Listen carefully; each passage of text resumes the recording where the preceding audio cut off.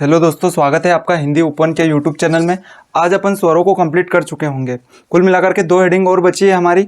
ठीक है, तो आपको पता है हिंदी के अंदर किसी भी टॉपिक को पढ़ने का तरीका क्या होता है, आपका परिभाषा, प्रकार और उदाहरण, और जो कुछ भी निकल करके आएगा वो हमारे 11 स्वरों में से निकल करके आएगा। तो कुल मिलाकर के अब ये भी आपकी मोस्ट इंपॉर्टेंट हेडिंग बनने वाली है। यहाँ से आपकी MPSI के अंदर और पटवारी के अंदर क्वेश्चन पूछे हुए हैं। कुल मिलाकर के 6 नंबर की हेडिंग जो हमारी बनेगी, तो 6 नंबर की हेडिंग हमारी बनने वाली है कौन सी, बताओ, कि उच्चारण स्थल के आधार पर। देखो, वो वहां पर पहले या दूसरे नंबर की हेडिंग में क्या पढ़ा था हमने, उच्चारण में लगने वाले समय के आधार पर स्वरों के प्रकार। उसके अंदर आपने बोला था ह्रस्व स्वर, दीर्घ स्वर और प्लुत स्वर। यहाँ पर उच्चारण स्थल, कुल मिलाकर के उच्चारण स्थल है क्या हमारे, इनके ऊपर चर्चा करेंगे अपन। तो उच्चारण स्थल के आधार पर स्वरों के प्रकार, कुल मिलाकर के हेडिंग क्या बनने वाली है, उच्चारण स्थल के आधार पर स्वरों के प्रकार। तो उच्चारण स्थल के आधार पर स्वरों के प्रकार जो होंगे, देखो जो भी होगा निकल करके आपके इन 11 स्वरों में से ही आएगा।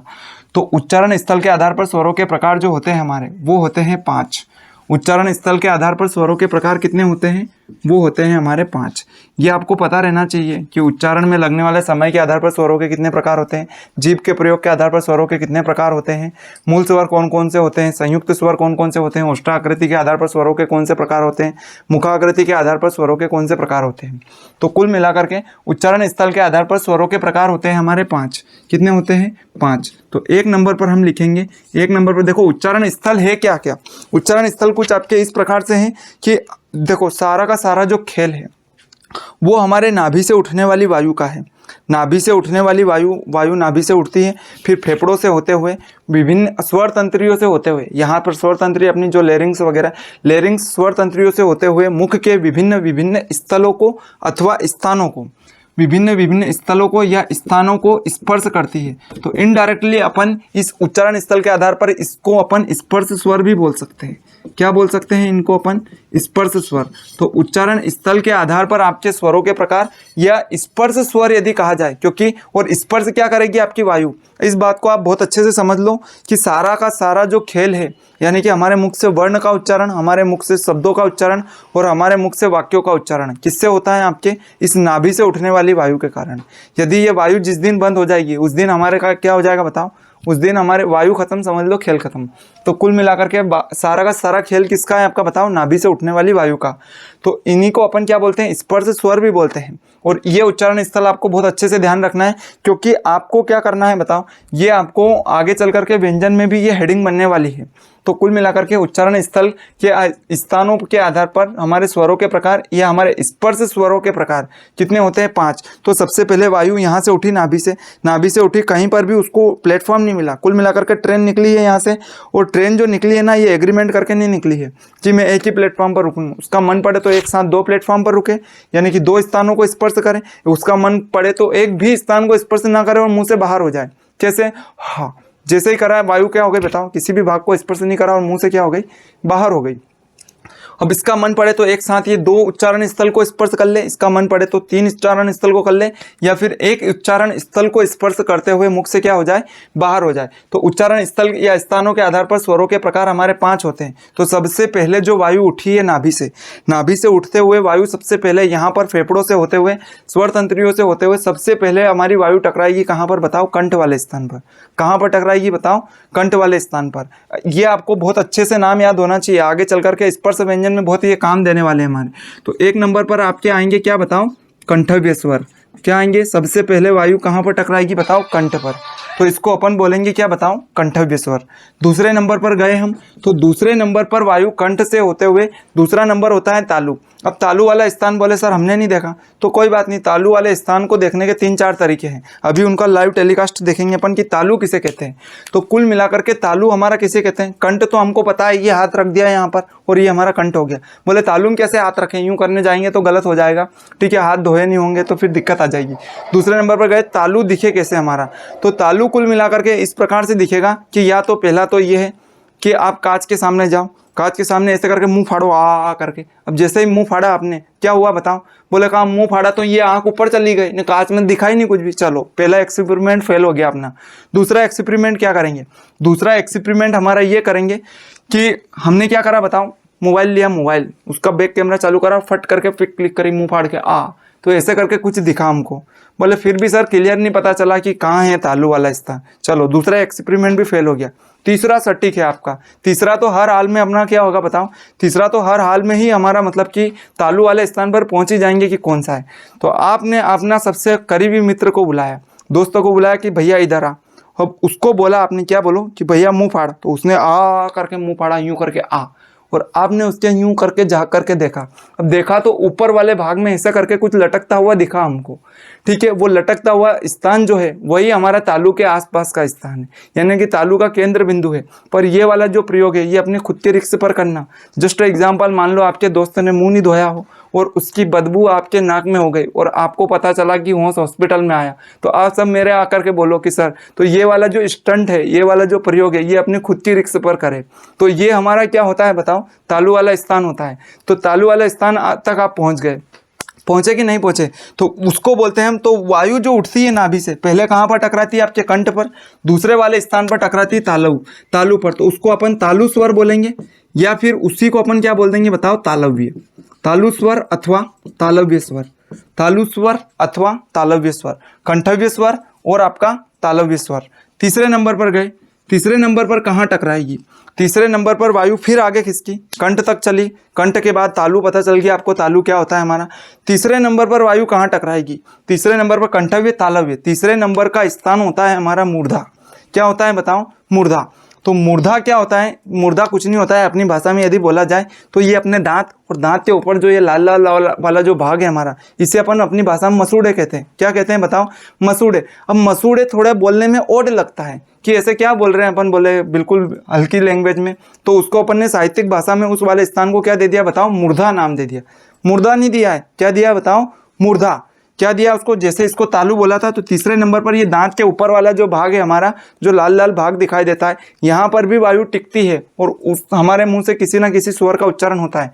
तो तीसरे नंबर पर आता है आपका मूर्धा स्वर, ठीक है। और मूर्धा अपने को मसूड़ा थोड़ा बोलने में ओड लगता है, इसलिए अपन इसको क्या बोल रहे हैं बताओ, मूर्धा स्वर बोल रहे हैं, और मूर्धा बोल देंगे, या फिर इसी को बोलेंगे हम मूर्धन्य स्वर, मूर्धा स्वर, अथवा इसी को क्या बोलेंगे बताओ, मूर्धन्य स्वर बोलेंगे, मूर्धा स्वर अथवा मूर्धन्य स्वर। देखो परिभाषा बनाने में एक तो हेडिंग मायने रखती है, और हेडिंग के अंदर जो ये नाम हमारी सब हेडिंग जो अंदर आई है वो हमारे मायने रखती है। इनकी परिभाषा आपको खुद को बनानी है आगे चल करके। सिर्फ वायु को ऐड करेंगे और स्पर्श शब्द को ऐड करेंगे और इनको ऐड करेंगे अपन, ठीक है। तो मूर्धन्य स्वर हो गया। तीसरे नंबर पर आए अपन, तीसरे नंबर पर आए, तो तीसरे नंबर पर मूर्धा स्वर बना, मूर्धन्य स्वर बना। अब आते हैं अपन चौथे नंबर पर। तो चौथे नंबर पर ये वायु सीधे सीधे बोले नाभि से ट्रेन चली है वायु के रूप में, और ये सब प्लेटफॉर्म है, उसका मन पड़ेगा जिस प्लेटफॉर्म पर रुकेगी, ठीक है, जहाँ से एग्रीमेंट करके आई है कि मुझे फलाना स्वर का उच्चारण करना है तो मैं इस वाले स्थान को स्पर्श करूंगी, बोले नहीं करना है किसी भी स्वर का उच्चारण तो हा करके बाहर निकल जाऊंगी मुंह से। ये हमारी हवा का खेल है, मूर्धा स्वर, मूर्धन्य स्वर। चौथा प्लेटफॉर्म कौन सा है, चौथा प्लेटफॉर्म है हमारा दंत। अब दांत तो हमको सबको दिखते हैं, नहीं भी दिखे तो मान लो देख लेना, किसी के दांत नहीं हो मुंह में, फिर भी क्या करना, दोस्त के देख लेना, बेचारे ने तालु भी दिखाया था अपने को, दांत भी दिखाई देगा, ठीक है। तो चौथे नंबर पर आएगा आपका क्या बताओ, तालव्य स्वर। चौथे नंबर पर आएगा आपका क्या बताओ, तालव्य स्वर। कंठव्य स्वर, तालव्य स्वर, मूर्धन्य स्वर और तालव्य स्वर। और तालव्य नहीं, तालव्य तो हो गया आपका, सॉरी, क्या आएगा आपका बताओ, दंत स्वर। क्या आएगा बताओ, दंत। और इसी को अपन ये मूर्धन्य बोल रहे थे, तालव्य बोल रहे थे, कंठव्य बोल रहे थे, तो इसको दंतव्य भी बोल सकते हैं अपन। क्या बोल सकते हैं बताओ, दंतव्य स्वर, दंत स्वर अथवा दंतव्य स्वर। पांचवें नंबर का लास्ट प्लेटफॉर्म है जो, पांचवें नंबर का लास्ट प्लेटफॉर्म है जो, वो होता है हमारा क्या बताओ, ओष्ठ। क्या होता है बताओ, ओष्ठ। तो पांचवें नंबर पर हमारा कंठव्य, तालव्य, मूर्धन्य, दंत और ओष्ठ। तो पांचवें नंबर पर आता है आपका ओष्ठ स्वर। इसको ओड भी बोलते हैं अपन, या फिर इसको क्या बोलेंगे बताओ, ओष्ठ स्वर। तो कुल मिलाकर के ये हमारे 5 क्या है बताओ, प्लेटफॉर्म है जहां पर नाभि से उठने वाली वायु टकराती है और जिसके परिणाम स्वरूप हमारे मुंह से किसी न किसी स्वर का क्या होता है, उच्चारण होता है। अब बात करते हैं अपन, ये तो हमारी हेडिंग बन गई। अब हेडिंग को बनाने की ये तो हमारे प्लेटफॉर्म हो गए जो डिटेल हमने पढ़े, पर बोले सर एक समय के बाद हम भूल जाएंगे, तो आप इनको कोई ट्रिक बताओ। ट्रिक कुल मिलाकर के ऐसे बताएंगे अपन कि जो आजकल का युवा है उसको मतलब गाड़ी का बहुत शौक होता है। क्या होता है बताओ, गाड़ी का शौक होता है। कुल मिलाकर के कोचिंग जाना तो गाड़ी, ठीक ठीक है, किसी को घुमाना हो तो गाड़ी, ठीक है, और दूसरा कारण ज़्यादा सटीक है। तो कुल मिलाकर के वो अपने घर पर क्या करता है बताओ, उसको अपने घर पर जिद करता है कि मैं सब कर लूँगा, मैं कंपटीशन की तैयारी कर लूँगा, दुनिया भर की कोचिंग कर लूँगा, नोट सब पढ़ लूँगा, सब कर लूँगा, और आप जो काम बोलोगे वो सब कर लूँगा, पर मुझे गाड़ी चाहिए। क्या चाहिए बताओ? गाड़ी चाहिए। अब गाड़ी चाहिए आपको, तो कुल मिलाकर के आपने घर पर जिद करी, किससे जिद करी बताओ? पिताजी से जिद करी कि पापा अब भाई कंपटीशन की तैयारी करने जा रहा है, ठीक है, वैसे तो मैंने 3rd डिवीज़न से कर ली है ग्रेजुएशन कंप्लीट, पर हाँ अब मैं कंपटीशन में झंडे गाड़ दूंगा, कुछ भी हो जाए भले से, और उसके लिए मुझे क्या चाहिए बताओ? गाड़ी चाहिए। कुल मिलाकर के मुझे गाड़ी चाहिए। पिताजी ने बोला कि बेटे लक्षण तो तेरे टूटी साइकिल के नहीं है, गाड़ी चाहिए तेरे को, ठीक है, पर ठीक है अब क्या करें, हमारी औलाद है तू, तो तेरे लिए तो कुछ भी करेंगे, हम गाड़ी भी ला करके देंगे। बोले हाँ ठीक है। पिताजी ने सोच लिया कि ठीक है, बजट में से थोड़ी बहुत कटौती वटौती करके खर्च वर्च करके तेरे को डिलक्स गाड़ी ला करके दे देंगे। नहीं बोले गाड़ी होनी तो KTM होनी। कौन सी होनी बताओ? KTM। पिताजी ने बोले बेटा डिलक्स हम मान जा। बोले नहीं मेरे पास तो KTM गाड़ी होनी तो ही जाऊँगा मैं कोचिंग वगैरह और तैयारी करूँगा अच्छे से और सिलेक्शन ले लूँगा मेरा। ऐसे करके आप बोल रहे। पिताजी नहीं माने, बोले नहीं बेटा इतना बजट नहीं है हमारा। नहीं, आप जोर जोर से रोने लग गए, बिल्कुल ज़मीन पे ऐसे पैर पटक रहे, नहीं मेरे को KTM दो, KTM दो, KTM दो। क्या दो बताओ? KTM दो, KTM दो, KTM दो। अब पिताजी हैं भैया, पिताजी तो अपने से बड़े वाले हैं, कुल मिलाकर के अपनी सोच KTM तक थी। पिताजी ने बोला कि ठीक है बेटा तेरे को KTM ला करके दे देंगे। कब चाहिए? बोले कि अभी चाहिए। अभी तो नहीं बेटा, रात हो गई है, मार खा के मारना तेरे को चाहता नहीं, सुबह ला करके दे देंगे। अब पिताजी थे भैया, क्या हुआ बताओ? आप रिसा रहे थे क्या कि मेरे को कौन सी गाड़ी ला करके दो बताओ? KTM ला करके दो। कौन सी गाड़ी ला करके दो बताओ? KTM दो, KTM दो, KTM दो। 5 बार बोलो इसको, KTM दो, KTM दो, KTM दो, KTM दो। पिताजी बड़े वाले हैं। इस कहानी को बहुत अच्छे से रिलेट करके चलना, आगे चल करके व्यंजन में बहुत काम देने वाली है। ये क्या है बताओ? KTM दो, KTM दो, KTM दो। ऐसे करके आपने KTM गाड़ी के लिए रिसाया, आप खूब माथाफोड़ी भी करी, खूब मतलब 2 दिनों तक खाना नहीं खाया। हालांकि दोस्त तक घर जाकर खा लिया था, वो बात एक अलग है, पर घर वालों को तो हमने यही दिखाया कि अब हम खाना वाना नहीं खाएंगे जब तक हमारी क्या नहीं आ जाती बताओ? KTM नहीं आ जाती। बस ऐसे करके आप बोल रहे हो KTM दो, KTM दो, KTM दो। ठीक है, पिताजी थे भैया, ठीक है, सुबह से शाम तक घूमे इधर उधर, और उनको अपने दोस्त के यहाँ एक भंगार KTM मिल गई। क्या मिली बताओ? भंगार KTM दो। KTM मिल गई उनको, वो खुश हो गए बिल्कुल, क्योंकि उनका काम तो हो गया, और डिलक्स लाते ज़्यादा महंगी पड़ जाती।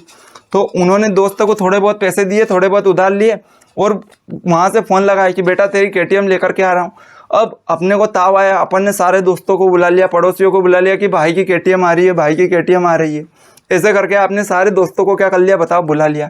अब पिताजी आए KTM लेकर के, आधे दूर तक तो चली, आधे के बाद में बंद हो गई, पेड़ से घिसते घिसते आए और गाड़ी ला करके बाहर खड़ी कर दी, और तुमको आवाज़ दी कि आ भैया मोहन तेरी KTM देख ले। तो KTM दो, KTM देख ली। तो अब अपन बिल्कुल दौड़ते हुए आए 420 की स्पीड से, बिल्कुल ट्रेन व्रेन कुछ नहीं लगे। और क्या हुआ बताओ? आकर के जैसे ही अपन ने गाड़ी देखी, अपने चेहरे के सब रंग रूप ने सब उड़ गए। ठीक है, थोड़ी देर में अपन KTM को देखें, थोड़ी देर में पिताजी की शक्ल देखें, थोड़ी देर में दोस्तों को देखें, और अपनी ऐसी हालत हो गई कि काटो तो खून नहीं निकले अपने। ठीक है, कुल मिलाकर के बस कहानी को अब स्वरों में यहीं पर रोकेंगे अपन, आगे चल करके फिर इस पर बात करेंगे। अब भैया मरता क्या नहीं करता, KTM चाहिए थी। अब पिताजी तो पिताजी अपने से भी बड़े हैं, वो पहले दुनिया में आए हैं, अपने से ज़्यादा ज्ञान है उनको। कुल मिलाकर के उन्होंने आपको एक भंगार, एक कबाड़ा KTM ला करके दे दी। बस इसी कहानी को आगे कंटिन्यू करेंगे, कहाँ पर बताओ? अपन व्यंजन वाले पार्ट में। तो ये KTM दो, KTM दो, तो K से बनेगा आपका क्या बताओ? कंठव्य स्वर। क्या बनेगा बताओ? कंठव्य स्वर। T से बनेगा आपका क्या बताओ? तालव्य स्वर। फिर आपका M से बनेगा क्या बताओ? मूर्धन्य स्वर। और D से बनेगा आपका क्या बताओ? दंत्य स्वर। और O से बन जाएगा आपका क्या बताओ? ओष्ठ स्वर। अब आप इन उच्चारण स्थलों को कभी भी नहीं भूलोगे, भूलो तो कुछ नहीं, KTM गाड़ी याद कर लेना अपनी, और वो तो सपने में भी आएगी, उसको तो भूल ही नहीं सकते। किसको बताओ? अपनी KTM को। तो K से KTM, T से तालव्य, M से मूर्धन्य, D से दंत्य, और O से क्या बना आपका बताओ? ओष्ठ। ये KTM दो, KTM दो, KTM दो हो गए। अब अपन बात करते हैं इसकी परिभाषा की। अब हमको इसकी क्या बनानी है बताओ? परिभाषा बनानी है। तो 1 नंबर पर आपकी क्या बनेगी बताओ? कंठव्य परिभाषा। एक परिभाषा मैं लिख रहा हूँ, बाकी की 4 आप खुद बनाओगे। ठीक है, तो कुल मिलाकर के सारा खेल किसका है बताओ? नाभि से उठने वाली वायु का। वायु स्पर्श करेगी, कहाँ पर स्पर्श करेगी? कंठ वाले, और उस समय जिस स्वर का उच्चारण होगा उसे कंठव्य स्वर। कुल मिलाकर के परिभाषा बनी क्या? परिभाषा कुछ इस प्रकार से बनी कि ऐसे स्वर जिनका उच्चारण करते समय, ऐसे स्वर जिनका उच्चारण करते समय नाभि से उठने वाली हवा, ऐसे स्वर जिनका उच्चारण करते समय नाभि से उठने वाली हवा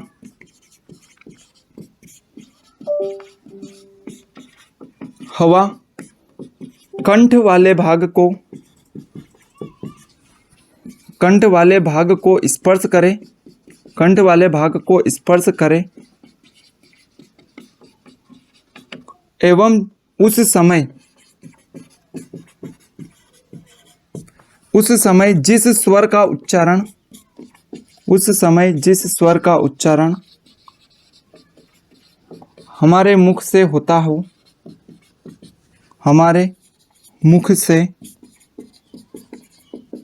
है उसे हम कंठव्य स्वर कहते हैं। फोकस किस पर है अपन अभी बताओ? परिभाषा वाले फेस पर। अब जस्ट इमेजिन, आपको क्या बनानी बताओ? तालव्य स्वर की परिभाषा बनानी। तो ऐसे स्वर जिनका उच्चारण करते समय नाभि से उठने वाली हवा तालु वाले भाग को स्पर्श करें एवं उस समय जिस स्वर का उच्चारण हमारे मुख से होता है उसे हम तालव्य स्वर कहते हैं। बना ली परिभाषा आपने? ठीक है, देखो परिभाषा बनाते ही सीखना है अपने को, और कब सीखोगे? जब खुद बनाओगे। इतनी बात समझ में आ गई आपको? अब अपन गए मूर्धन्य स्वर के पास। अब इसकी हमको क्या बनानी है बताओ? परिभाषा बनानी है। ठीक है, सारा खेल हवा का है। ठीक है, अब ऐसे स्वर, चलो यहाँ पर थोड़े से कीवर्ड लिख देता हूँ मैं। कीवर्ड ये है कि हवा किसको स्पर्श करेगी बताओ? हवा का स्पर्श कहाँ पर बताओ? तालु वाले भाग पर। हवा का स्पर्श तालु वाले भाग पर, हवा का स्पर्श तालु वाले भाग पर। बस परिभाषा आप बना लोगे। वापस से गए अपन मूर्धा, कीवर्ड लिखेंगे अपन, पहले परिभाषा बना लेते हैं। ऐसे स्वर जिनका उच्चारण करते समय नाभि से उठने वाली हवा कौन से वाले बताओ? मूर्धा वाले स्थान को, मूर्धा वाले भाग को, अथवा इसी को स्थान लिखो आप, मूर्धा वाले भाग को या स्थान को क्या करे बताओ? स्पर्श करे, और एवं उस समय जिस स्वर का उच्चारण हमारे मुख से हो उसे हम क्या कहेंगे? उसे हम मूर्धन्य स्वर कहेंगे। तो वापस से अपन कीवर्ड लिखें कि हवा का स्पर्श कहाँ पर हो आपके बताओ? हवा का स्पर्श मूर्धा वाले भाग पर हो। हवा का स्पर्श मूर्धा या मूर्धन्य वाले स्थान पर, वाले भाग अथवा स्थान पर। ठीक है, अब आपने को दंत स्वर की परिभाषा बनानी है। तो क्या बनाओगे दंत स्वर की परिभाषा? कि ऐसे स्वर जिनका उच्चारण करते समय नाभि से उठने वाली हवा कौन से वाले भाग को बताओ? दंत वाले भाग को या दंत वाले स्थान को स्पर्श करें एवं उस समय जिस स्वर का उच्चारण हमारे मुख से हो उसे हम क्या कहेंगे बताओ? दंतव्य स्वर कहेंगे। तो कुल मिलाकर के वापस से कीवर्ड बनाएं तो कीवर्ड कुछ इस प्रकार से बन जाएगा आपका कि हवा का स्पर्श, हवा का स्पर्श कहाँ पर हो आपके? हवा का स्पर्श हो दंत वाले भाग अथवा स्थान पर, दंत वाले भाग अथवा स्थान पर, दंत वाले भाग पर, दंत वाले भाग अथवा स्थान पर। इतनी बात समझ में आ गई आपको? अब ओष्ठ स्वर की परिभाषा बनानी। क्या बनाओगे बताओ? ऐसे स्वर जिनका उच्चारण करते समय नाभि से उठने वाली हवा ओष्ठ वाले भाग को स्पर्श करे एवं होठ वाले भाग अथवा स्थान को स्पर्श करें एवं उस समय जिस स्वर का उच्चारण हमारे मुख से होता हो उसे हम क्या कहेंगे? उसे हम ओष्ठ स्वर कहेंगे या उसे हम ओष्ठ स्वर कहते हैं। कुल मिलाकर के वापस से हवा का स्पर्श कहाँ पर हो आपके बताओ? हवा का जो स्पर्श है वो हवा का स्पर्श हमारे कौन से वाले भाग पर हो? ओष्ठ वाले भाग अथवा स्थान पर हो। ओष्ठ वाले भाग अथवा स्थान पर हो, स्थान पर, उन्हें हम ओष्ठ स्वर कहते हैं। ये परिभाषा आपने बहुत अच्छी बनाई। ठीक है, आप इसका स्क्रीनशॉट ले सकते हो, चाहे तो वीडियो को पॉज करके पहले परिभाषा बनाओ आप। ठीक है, और बना सकते हो, और आप जो भी बनाओगे वो अच्छी नहीं रहेगी, बहुत अच्छी बेहतरीन परिभाषा बन करके आएगी। चलो, इतनी बात समझ में आ गई आप लोगों को। अब बात करते हैं एग्जाम्पल की। अब ऐसे स्वर कौन कौन से हैं कि कभी कंठ पर स्पर्श होते हैं, कभी वायु हमारी तालु पर स्पर्श होती है, कभी ओष्ठ पर, कभी दंत पर, कभी मूर्धा वाले भाग पर। तो वापस से आपको पता है जो भी निकल करके आएगा इन 11 स्वरों में से ही निकल करके आएगा। सबसे पहले गए हम कहाँ पर बताओ? आ के पास गए। इन वायु को फील करना है हमने को। नाभि से उठी और जैसे ही हमने बोला कि अ और आ, तो वायु आपको कहाँ पर टकराती हुई महसूस हुई बताओ? कंठ वाले भाग पर। तो कंठव्य स्वरों की संख्या हमारी कितनी होती है बताओ? 2 होती है। इंपॉर्टेंट प्रकार है आपका ये। जैसे कि आपने संवृत स्वर विवृत स्वर पढ़ा था, उसी प्रकार से ये भी आपका इंपॉर्टेंट फेज है, यहाँ से भी आपके बहुत सारे क्वेश्चन बने। और ये तो इतना इंपॉर्टेंट फेज है आपका कि अभी आगे चल करके किस में कंटिन्यू होगा बताओ, ये आगे चल करके आपके उसके अंदर मतलब कि व्यंजन में कंटिन्यू होने वाला है। ये KTM 2 याद रखना बहुत अच्छे से, ठीक है। क्या बोला अपन ने, ऐसे स्वर जिनका उच्चारण करते समय नाभि से उठने वाली हवा कंठ वाले भाग अथवा स्थान को क्या करे, स्पर्श करे, ठीक है, उसी को हम कंठव्य स्वर कहते हैं। अब आपसे क्वेश्चन पूछे कि कंठव्य स्वरों की संख्या कितनी होती है, 2 होती है। कौन कौन से होते हैं बताओ। जैसे आपने अ और आ बोला तो आपको इस वायु को फील करना है, क्या ये मेरे कंठ वाले भाग पर स्पर्श करी, यदि करी तो आपका क्या बनेगा बताओ, कंठव्य स्वर बनेगा। यदि नहीं करी तो दूसरे वाले भाग को स्थान करेगी, तो उसको आगे करके अपन देखेंगे कि कहाँ रहा है। तो हाँ, यहाँ पर हमारी नाभि से उठने वाली वायु कहाँ पर स्पर्श हुई है बताओ, कंठ वाले भाग पर स्पर्श हुई है। तो कंठव्य स्वर हमारे कौन कौन से होंगे बताओ। कंठव्य स्वर होंगे हमारे 2, अ और आ। अ और आ को क्या कहते हैं बताओ, कंठव्य स्वर कहते हैं। अब अपन आगे चलें, हवा का स्पर्श कहाँ पर हो बताओ, तालु वाले भाग पर। अब 2 वर्णों को तो लगा दिया ठिकाने हमने, 2 स्वर वर्णों को ठिकाने लगा दिया। अब हमारे पास क्या आया बताओ, 2 स्वर वर्ण फिर आए। कौन कौन से आए बताओ, ई और ई। क्या बोला हमने बताओ, ई और ई। अब बोलो, अब आपको फील होगा कि वायु खिसक करके कहाँ गई है, थोड़े से आगे स्थान पर आ गई है, थोड़े से आगे वाले स्थान पर कहाँ है ये आपके बताओ, ई और ई। तो ये कंठ था आपका। अब कैसे फील होगा, फिर से बोलो, अ आ वायु पीछे थी, ई थोड़ी सी खिसक करके आगे आ गई, और जहां पर आई है उसी वाले स्थान को अपन तालु बोल रहे हैं, जो आपके दोस्त ने आपको लाइव दिखाया था, ठीक है। तो ये हो गया आपका क्या बताओ, तालु स्वर। तो कुल मिलाकर के तालव्य स्वरों की संख्या भी कितनी होती है बताओ, 2 होती है। कौन कौन से होते हैं बताओ आपके, ई और ई। क्या होते हैं बताओ, ई और ई। तालव्य स्वर कौन से होते हैं, ई। कैसे फील करोगे, बोलो, अ आ वायु पीछे थी, जैसे ही आपने बोला ई वायु खिसक करके कहाँ गई आपके बताओ, आगे आ गई। अब अपन गए मूर्धा वाले स्थान पर। कहाँ गए बताओ, मूर्धा वाले स्थान पर गए। और अब मूर्धा वाले स्थान पर गए तो जैसे ही आपने बोला कि ऊ, पता ही नहीं चला कि वायु कहाँ है। चलो छोड़ो, आगे बढ़ जाओ। कहाँ गए हम बताओ, री के पास।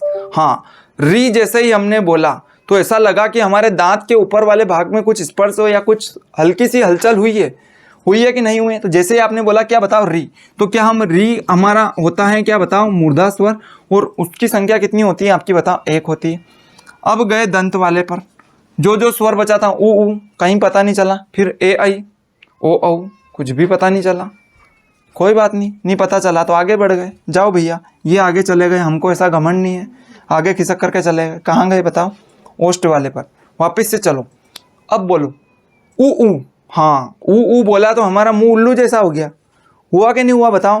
तो ऊ जैसे ही आपने बोला तो आपको पता चला कि नाभि से उठने वाली वायु कहीं पे भी नहीं रुकी। कहाँ पर आकर के रुकी, सीधी बताओ, ओष्ठ पर। ऊ और ऊ आपको फील करना है, कैसे करोगे बोलो। आप अ आ बोलो, अ आ बोला वायु पीछे थी, ई जैसे ही बोला वायु खिसक करके और आगे आ गई, री जैसे ही बोला आपने वायु खिसक करके और आगे आ गई, और आपने बोला क्या बताओ, ऊ जैसे ही बोला वायु खिसक करके होठ पर आ गई। तो इन दोनों स्वरों को आप क्या बोल दोगे बताओ, इन दोनों स्वरों को बोलोगे ओष्ठ स्वर। और ओष्ठ स्वरों की संख्या कितनी होती है बताओ, ऊ। इतनी बात समझ में आ गई। अब आप गए कहाँ बताओ, ए आई के पास गए, कुछ भी सूझी नहीं पड़ी कहाँ टकरा रही है कहाँ से जा रही है। हो भैया, ओ के पास बढ़ गए। तो हमने बोला क्या बताओ, ओ और औ बोला। क्या बोला बताओ, ओ और औ बोला, ओ और औ बोला। अभी भी ठिकाने नहीं पड़े कि वायु कहाँ गई। तो आपको एक बात तो बहुत अच्छे से पता थी कि वायु नाभि से उठी है, तो कोई एग्रीमेंट करवा के तो आई नहीं है कि मैं एक ही स्थान पर रुकूंगी, मेरा मन पड़े तो 2 पे रुकूँ, मेरा मन पड़े 3 पे रुकूँ, मेरा मन नहीं पड़े जाओ, मैं तो ये चली बाहर हो। ऐसे करके हवा मुँह से क्या हो गई बताओ, बाहर हो गई। अब हम गए कहाँ पर, ए और आई। अब यहाँ पर आपको पिछले लेक्चर में जब मैंने आपको बताया था, थोड़ा सा रिकॉल करना होगा। रिकॉल ये करना होगा कि अब आपको एक बात बहुत अच्छे से पता चल गया है कि वायु हमारी एग्रीमेंट करवा के नहीं आई है। एक समय में वो 2 स्थान पर टकरा सकती है, 3 पर टकरा सकती है, 4 पर, 5 पर, या 1 पर भी नहीं, ठीक है। तो अब आपको ए और आई को थोड़ा सा गौर से देखना है। अपने को पता ही नहीं चल रहा है कि इनको रखूँ कहाँ में। तो आपने पढ़ा था क्या बताओ, मूल स्वर पढ़े थे और संयुक्त स्वर पढ़े थे। और संयुक्त स्वर में आपने क्या बोला था बताओ, संयुक्त स्वर में ये बोला था कि सर हमने इस ए वर्ण का निर्माण, इस ए वर्ण का निर्माण किससे करा है बताओ, अ और ई से करा है। ये आपने बोला था कि सर हमने अ और ई से इसका निर्माण करा है। और ये यदि ए और आई है आपका, तो इस वाले ए का निर्माण आपने किससे करा था बताओ, अ प्लस ए से। और इनडायरेक्टली बोले तो ये वापस से अ प्लस ई बन गया आपका। तो कुल मिलाकर के अ प्लस ई से दोनों बने हैं, अ प्लस ई से आपके दोनों स्वर बने हैं। कौन से बताओ, ए और आई। अब अभी आपने अ को कहाँ रखा था बताओ, अभी आपने अ को रखा था कि सर हम इनको कंठव्य में रखेंगे। अब वायु एग्रीमेंट करवा के आई तो नहीं थी, तो ये अ आपका क्या बना बताओ, कंठव्य स्वर बना, बना कि नहीं बना। और ये जो ई थे आपके, ये ई को कहाँ रखा था अभी थोड़ी देर पहले आपने बताओ, तालु वाले स्थान पर रखा था कि नहीं रखा था। ई को आपने कहाँ रखा था बताओ, तालु वाले स्थान पर रखा था। तो ये जो ई है आपका, ये ई आपके कौन से वाले भाग को स्पर्श करा इसने बताओ, आपके तालु वाले भाग को स्पर्श करा। तो जब आपने ए और आई का उच्चारण करा, जब आपने ए और आई का उच्चारण करा, तो आपको पता है कि हवा कोई एग्रीमेंट करवा के तो आई नहीं है। तो ए और आई का उच्चारण करते समय जो नाभि से उठने वाली हवा थी उसने हमारे दो स्थानों पर एक साथ स्पर्श करा, और जिसके परिणाम स्वरूप हमारे मुंह से ए और आई का उच्चारण हुआ। इतनी बात समझ में आ गई आपको। तो कुल मिलाकर के अब मेरे पास में जो ए और आई स्वर है, ए और आई जो स्वर हैं, इनको मैं कहाँ पर रखूँगा बताओ। इनको मैं हेडिंग बना करके या नोट बना करके रख दूंगा कहाँ पर बताओ। ये हेडिंग बनेगी हमारी कंठव्य तालव्य स्वर, कंठव्य प्लस तालव्य स्वर। तो कंठव्य और तालव्य स्वर की संख्या मेरी कितनी होती है बताओ। अब ऐसे नहीं बोल दोगे आपके 6 प्रकार के होते हैं, नहीं, वो 5 प्रकार के ही हैं आपके। एक ही स्थान है आपका, ठीक है, कंठ एक स्थान है, तालु एक स्थान है। तो कंठव्य और तालव्य स्वरों की संख्या कितनी होती है बताओ, 2 होती है। और कौन कौन से होते हैं आपके बताओ, ए और आई। इतनी बात समझ में आ गई आपको, ठीक है। अब आप गए किसके पास में बताओ, ओ और औ के पास में गए। किसके पास में गए बताओ आप, ओ और औ के पास। अब इनको मैं डायरेक्ट बताता हूँ कि ओ का निर्माण आपने संयुक्त स्वर में क्या बोला था कि सर अ और उ से मिलकर के बना है। और बोले हमारा ये जो ओ है ये किससे मिलकर के बना है, अ प्लस ओ से मिलकर के बना है। और इनडायरेक्टली यदि बोला जाए तो ये भी आपका अ प्लस किससे बना है बताओ, उ। इतनी बात समझ में आ गई आपको। तो अब आप मुझे बताओ कि इस कंठ, इस अ का उच्चारण कहाँ से करा आपने, कंठ से। और इस वाले उ का उच्चारण, इस वाले उ का उच्चारण कहाँ से करा आपने बताओ, ओष्ठ वाले भाग से। कहाँ से करा बताओ, ओष्ठ वाले भाग से। तो कुल मिलाकर के मेरे पास कंठ है और मेरे पास क्या है बताओ, ओष्ठ है। कंठ है और क्या है, ओष्ठ है। जब कंठ और ओष्ठ पर नाभि से उठने वाली वायु टकराएगी और उस वक्त मेरे मुंह से किसका उच्चारण हो जाएगा बताओ, ओ और औ का हो जाएगा। किसका होगा बताओ, ओ और औ का। तो एक नोट तो आपका कंठव्य तालव्य स्वर बना। दूसरे नंबर का जो नोट है आपका वो बनने वाला है क्या बताओ, कंठव्य और ओष्ठ। क्या बनने वाला है बताओ, कंठव्य प्लस ओष्ठ। क्या बनने वाला है आपका बताओ, कंठव्य प्लस ओष्ठ। या इनडायरेक्टली मैं इसको एक शब्द में यदि बोलना चाहूँ तो मैं इसे बोलूँगा क्या बताओ, कंठोष्ठ स्वर। क्या बोलूँगा बताओ, कंठोष्ठ स्वर। क्या बोलेंगे बताओ, कंठोष्ठ स्वर। तो कुल मिलाकर के कंठोष्ठ स्वर हमारे कौन कौन से होते हैं बताओ। कंठोष्ठ स्वरों की संख्या फिर हमारे पास कितनी होती है बताओ, 2 होती है। कितनी होती है बताओ, 2। ओ और क्या बताओ, औ। ओ और औ, ओ और औ। बस मोस्ट इंपॉर्टेंट फेज है एग्जाम के दृष्टिकोण रखते हुए। आप इसका स्क्रीनशॉट ले लो, इसको पोस्ट करके अपनी कॉपी में बनाओ बिल्कुल अच्छे से नोट्स। यहाँ से आपके क्वेश्चन बनेंगे और मैं आपसे बीच बीच में पूछता भी रहूँगा। क्या पूछूंगा बताओ, कि बताओ कंठव्य स्वर कौन कौन से होते हैं। तब आप बोलोगे उधर से सर अ और आ, ठीक है। परिभाषा तो बना ही दोगे आप, ठीक है। यहाँ पर आप इसको पोस्ट करके आप लिख सकते हो या फिर आप इसका स्क्रीनशॉट ले सकते हो। चलो ठीक है। अब देखो लास्ट फेज, उसके बाद हमारे स्वरों का आतंक खत्म, ठीक है। फिर अपन एंट्री मार देंगे किसमें बताओ, व्यंजनों के अंदर। व्यंजनों में मारेंगे अपन एंट्री। अब देखो अब अपन बात किसकी कर रहे हैं बताओ, अब अपन बात कर रहे हैं किसकी बताओ, हमारे लास्ट फेज की। लास्ट पड़ाव में आ गए हैं स्वरों के अपन, और लास्ट पड़ाव है अपने 7वें नंबर की हेडिंग। 7वें नंबर की हेडिंग कुछ इस प्रकार से बनेगी हमारी कि अब देखो इसको मैं रफ कर रहा हूँ। अब देखो ये आपको बहुत अच्छे से समझ में आए होंगे, ठीक है। इंपॉर्टेंट है आपके और क्वेश्चन बनाते हैं एग्जाम के अंदर। अब बताओ कुल मिलाकर के वर्णमाला तो LKG UKG के बच्चे को भी आती है। हमारी यात्रा है क्या, यात्रा कुछ इस प्रकार से है कि अवर्ण कैसे बना, आ कैसे बना, ईब कैसे बना। ई को अ की जगह रख देते, पीछे क्यों रखा, हम तो ई को ही अ पढ़ लेते। पर ये हमारी निर्माण की प्रक्रिया देख रहे हैं कि हमारे स्वर बने कैसे। और छोटा बच्चा तो बेचारा अ अनार का, ई इमली का, ओ औरत का, और ख़त्म वर्णमाला। समझ में आ गई कि नहीं है। कुल मिलाकर के हमारी यात्रा अलग है, LKG UKG के बच्चे की यात्रा अलग है। ये हो गए आपके। फिर अपन आगे चले। अब आपको बहुत अच्छे से पता है कि 3 चीज़ों में अपना टॉपिक, कोई भी टॉपिक होगा 3 फॉर्म में चलता है। एक तो थ्योरी के फॉर्म में, दूसरा स्ट्रक्चर के फॉर्म में, तीसरा ट्रिक के फॉर्म में। तो ये KTM 2 आपकी ट्रिक है। आप सब भूल जाओगे पर KTM गाड़ी को नहीं भूलोगे, क्योंकि बहुत चोट पहुँचाई है उसने, कलेजा चीर के रख दिया हमारा KTM गाड़ी ने, ठीक है। अब अपन आगे चले। KTM गाड़ी की कहानी बहुत अच्छे से याद रखना आप, अभी आगे चल करके व्यंजन में आएगी बेचारी कहानी, ठीक है। आप कुछ और ही समझे थे, सातवें नंबर पर आएगा आपका क्या बताओ, सातवें नंबर पर लास्ट हेडिंग बन रही है हमारी क्या बताओ, स्वरों की। ठीक है, इसके बाद हमारे स्वर कंप्लीट हो जाते हैं। ठीक है, हम यात्रा पर निकले हैं 52 वर्णों की। कितने वर्णों की यात्रा पर बताओ, 52। अभी 11 लोग से मिल रहे हैं अपन, बाकी से फिर मिलेंगे। क्या आएगा आपका बताओ, सातवें नंबर की हेडिंग बनेगी आपकी क्या बताओ, जाति के आधार पर स्वरों के प्रकार। किसके आधार पर बताओ, जाति के आधार पर स्वरों के प्रकार। जाति के आधार पर स्वरों के प्रकार।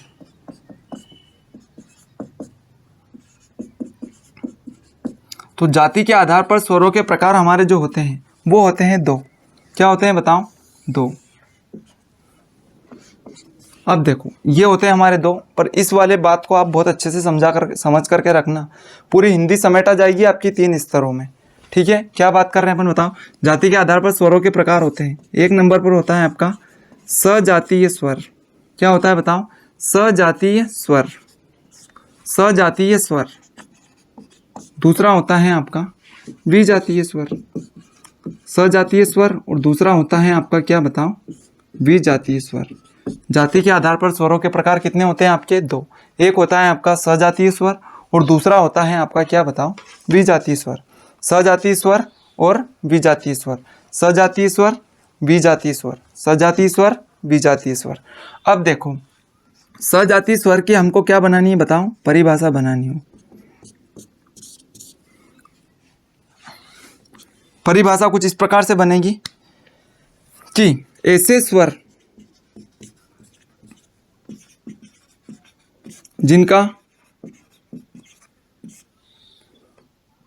जिनको उच्चारित करने में, ऐसे स्वर जिनको उच्चारित करने में समान कोशिश हो, एक जैसी कोशिश, समान प्रयत्न हो, तथा जिनका उच्चारण स्थल, अभी हाल पढ़े थे आपने, उच्चारण स्थल के आधार पर या उच्चारण स्थान के आधार पर, जिनका उच्चारण स्थल कंठव्य तालव्य मूर्धन्य दंत्य ओष्ठ, अभी तो पढ़ा आपने, जिनका उच्चारण स्थल अथवा स्थान, जिनका उच्चारण स्थल अथवा स्थान क्या हो बताओ, समान हो। देखो ऐसे स्वर जिनको उच्चारित करने में समान प्रयत्न की आवश्यकता हो, चलो समान प्रयत्न की आवश्यकता हो, समान प्रयत्न की आवश्यकता हो, तथा जिनका उच्चारण स्थल समान हो, उन्हें हम सजातीय स्वर कहते हैं। उन्हें हम क्या कहते हैं बताओ, उन्हें हम सजातीय स्वर, उन्हें हम सजातीय स्वर कहते हैं। कौन कौन से होते हैं, देखो ये आपके बंच में चलेंगे, किस में चलेंगे बताओ, बंच में, संख्या में नहीं चलेंगे। ठीक है, तो सजातीय स्वर होते हैं आपके। ठीक है, अभी कौन कौन से होते हैं फिर बाद में बात करेंगे। वापिस से अपन किसकी परिभाषा बना रहे हैं बताओ, अब हम परिभाषा बना रहे हैं किसकी बताओ, विजातीय स्वर की। किसकी परिभाषा बना रहे हैं बताओ, विजातीय स्वर की परिभाषा। तो विजातीय स्वर की परिभाषा इसकी उल्टी बना दोगे आप, बना दोगे कि नहीं बनाओगे, चलो बना देते हैं अपन, लास्ट पढ़ा हुए तो अंत भला तो सब भला, all is well that and is well. ठीक है, क्या बोल रहे हैं अपन बताओ, ऐसे स्वर, ऐसे स्वर जिनका उच्चारण करते समय, ऐसे स्वर जिनका उच्चारण करते समय, ऐसे स्वर जिनका उच्चारण करते समय समान प्रयत्न की आवश्यकता, समान प्रयत्न की आवश्यकता न हो, समान प्रयत्न की आवश्यकता, ऐसे स्वर जिनका उच्चारण करते समय समान प्रयत्न की आवश्यकता न हो तथा उनका उच्चारण स्थल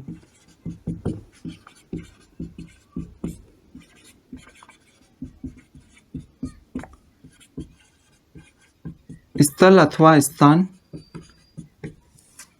तो उनका उच्चारण स्थल अथवा स्थान क्या हो आपका बताओ, असमान अथवा अलग अलग हो,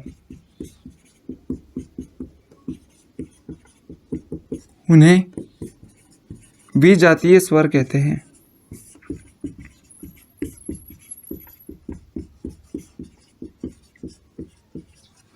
उन्हें विजातीय स्वर कहते हैं।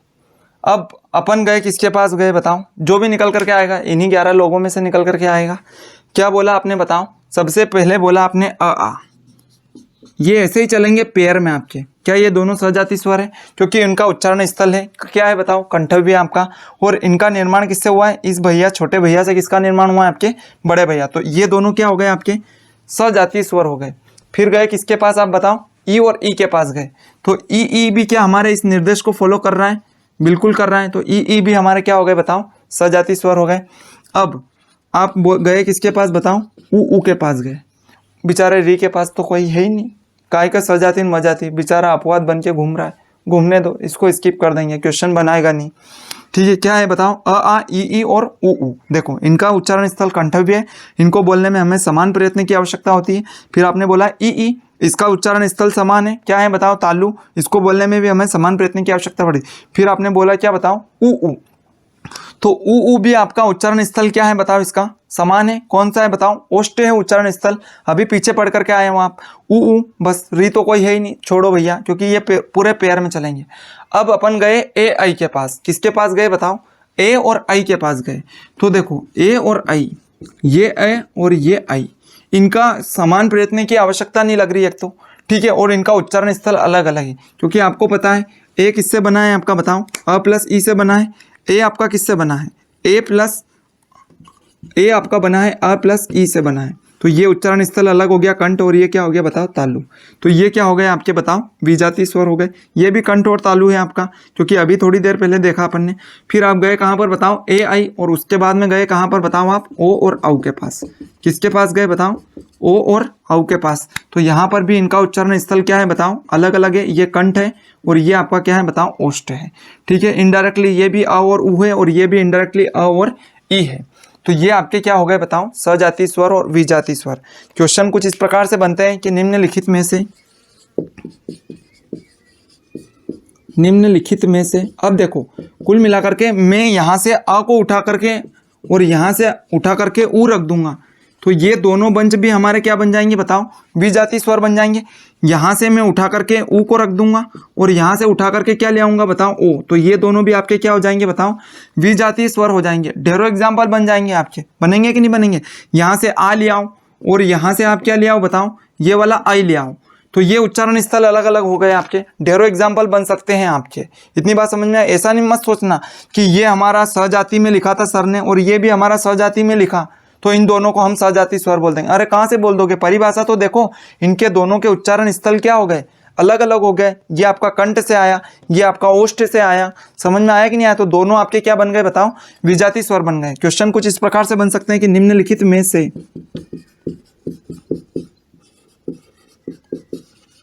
विजातीय स्वर कौन सा है। विजातीय की जगह सजातीय भी पूछ लेते हैं। तो निम्नलिखित में से विजातीय स्वर कौन सा है, ये ऐसे क्वेश्चन। फिर ऑप्शन दे देंगे आपको, ठीक है। ऑप्शन कुछ इस प्रकार से दे देंगे आपका कि अ आ, दूसरा ऑप्शन दे देंगे आपको ई, तीसरा ऑप्शन दे देंगे आपको ऊ, चौथा ऑप्शन दे देंगे आपको आ प्लस आ और ऊ। अब बताओ क्या आएगा, ठीक है। तीनों सजातीय स्वर हैं आपके, है कि नहीं है। और ये आपका क्या हो गया बताओ, विजातीय स्वर हो गया। चलो इतनी बात समझ में आ गई। बस यहाँ पर जाकर के आपके स्वरों का वर्गीकरण पूर्णतः कंप्लीट। मतलब आज से हम 52 लोगों से मिलने निकले थे, पर हम कितने लोगों को जानते हैं बताओ, 11 लोगों को बहुत अच्छे से जानते हैं। कुल मिलाकर के कितने वर्णों की यात्रा और बची है हमारी बताओ, 41 वर्णों की यात्रा और बची है। आप इसको नोट डाउन कर लो वीडियो को पॉज करके, या फिर आप इसका स्क्रीनशॉट भी ले सकते हो। उम्मीद की जा सकती है कि आपको बहुत अच्छे से समझ में आ रहे होंगे टॉपिक, ठीक है। यहाँ पर जाकर के हमारे 11 स्वर कंप्लीट हो गए।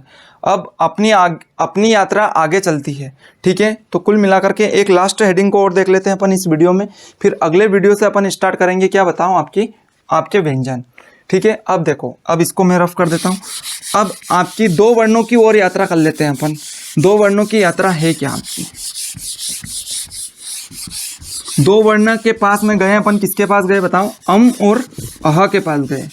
2 वर्ण हमारे वर्णमाला में आपको पता है। अब आपकी जीभ पर फ्लो आ गया होगा एक, ठीक है, आप बिल्कुल 1 सेकंड के अंदर 11 वर्ण बोल देते होंगे। आप बोल करके बताओ तो जरा, अ आ ई उ री ए आई ओ। 1 सेकंड लगा मात्र, लगा कि नहीं लगा? पूरी वर्णमाला कंप्लीट होते होते पूरी वर्णमाला को हम पूरे हमारी जीभ पर मात्र कितने में ला देंगे बताओ? 3 सेकंड में ला करके रख देंगे। कितने में ले आएंगे बताओ? 3 सेकंड में ला करके उसको रख देंगे अपन। अब देखो, अब अपन गए 2 स्वरों के पास और, क्योंकि हमने 11 लोगों से पहचान कर ली, हम 2 लोगों से और कर लेते हैं। 2 लोगों में हमारा आया क्या बताओ? अम और आहा। अम और आहा कौन कौन आए बताओ? अम और आहा। इन्होंने, भैया ने बहुत क्वेश्चन बनाए, इनके बहुत आतंक थे। आतंक ये थे कि साहित्यकार गए हमारे, और साहित्यकार गए इनके पास में और बोला कि भैया क्यों नखरे करते हो, चलो हमारे 11 स्वरों के साथ हो जाओ। बोले नहीं, क्यों हो जाएं हम, हमारे पास 2-2 ताकत है। 2-2 ताकत क्या है? बोले कि हम जो बने हैं, बोले मैं देखूं ये मेरे पास स्वर है और आधे व्यंजन की ताकत लेके घूम रहा हूँ। फिर आहा के पास गए कि भैया तू तो बड़ा है, ये तो छोटा बच्चा है, ये तो बहक गया है, थोड़ा सा घमंड हो गया है, तू तो इसको समझा। ये छोटे बड़े मियाँ तो बड़े, छोटे मियाँ तो छोटे मियाँ, बड़े मियाँ सुभान अल्लाह, उल्टा कर दिया। हालांकि करा इन्होंने और ज़्यादा नखरे दिखाए। बोले कि हाँ क्यों हो जाएं भैया हम स्वरों में शामिल, हमारे पास देखो 2-2 ताकत है। तो साहित्यकारों ने बोला चलो ताकत है तो व्यंजन में शामिल हो जाओ। बोले नहीं, हम ना स्वर ना व्यंजन, हमारा आतंक पूरी वर्णमाला में अलग से रहेगा। साहित्यकारों का दिमाग खराब हुआ, गए 33 व्यंजनों के पास में, 33 व्यंजनों को सुपारी दे दी इनकी। बोले निपटा दो इनको और अपने साम्राज्य में विस्तार कर लो। ये भैया गए, कौन 33 व्यंजन गए आपके, बिल्कुल कोई हॉकी की स्टिक लेकर के गया, कोई चेन लेकर के गया, कोई गले में रुमाल डाल करके गया।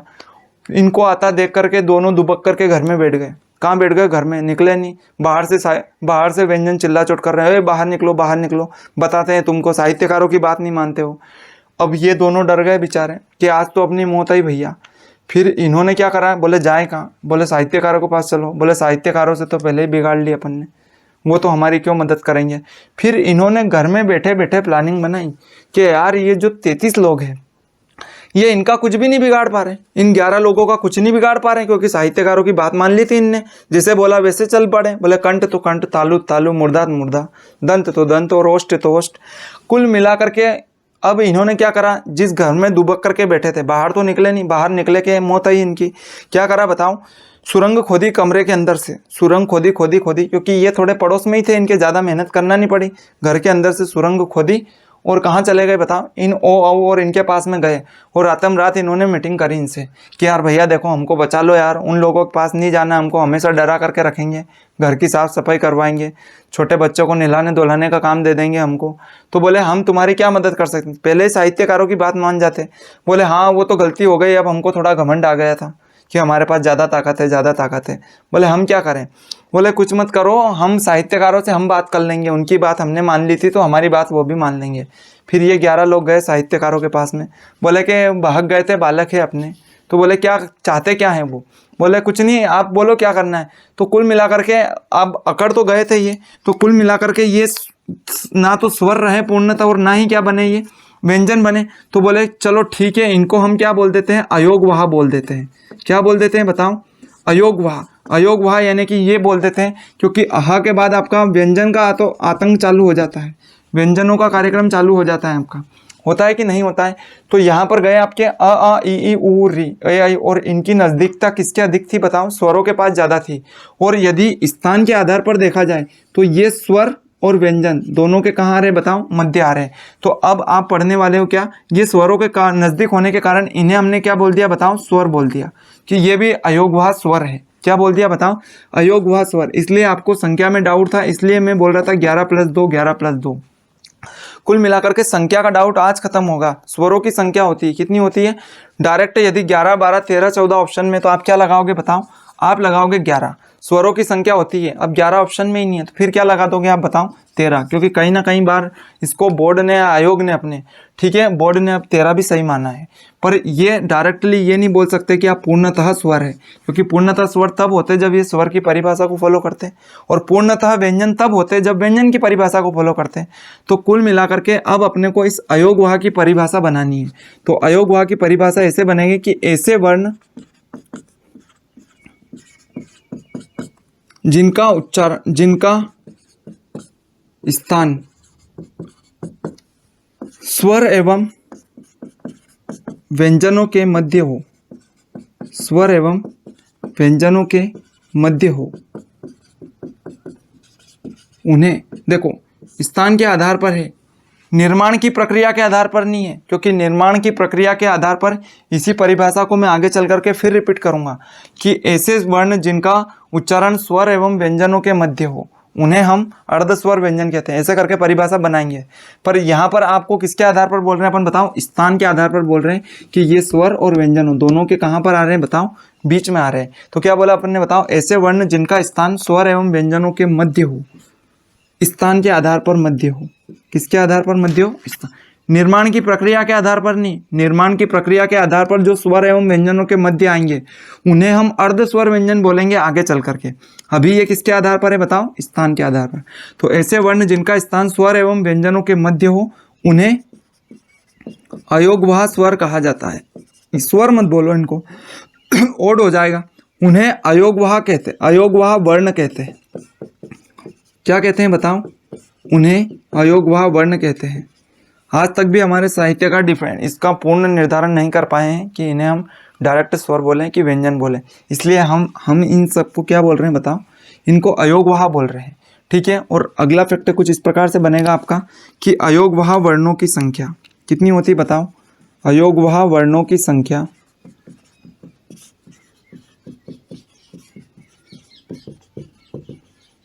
दो होती है, दो होती है। क्वेश्चन यदि संख्या में बने आपका कि स्वरों की संख्या क्या होती है, स्वरों की संख्या कितनी होती है, तो आपको 11 लगाना है। क्या लगाना है, बताओ, 11 लगाना है। तो अयोगवाह वर्णों की संख्या कितनी होती है, बताओ, 2 होती है तथा ये निम्नलिखित होते हैं। कौन कौन से होते हैं, बताओ, ये अम और अह, इनको हम क्या बोलते हैं, बताओ, इनको बोला जाता है आपका अयोगवाह वर्ण।